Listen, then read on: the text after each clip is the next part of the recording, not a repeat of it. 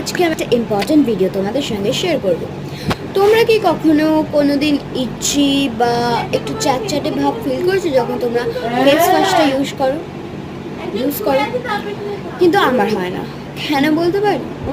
কারণ I used জিম্বাবুয়ের ফোমিং face wash. এটা খুবই ভালো, কারণ এটা আমাদের পোরসকে খুবই ভালো করে দেয় আর আমাদের স্মাইলকে এনহ্যান্স করে গাইস। তো দেখতেই পাচ্ছ, লেটস টেস্ট ইট আউট। তো আমি এখানে বের করে নিয়েছি। First you have to shake it, তারপরে আমি এখানে দেখতেই পাচ্ছ এটা এরকম টেক্সচার ফোমি টাইপ।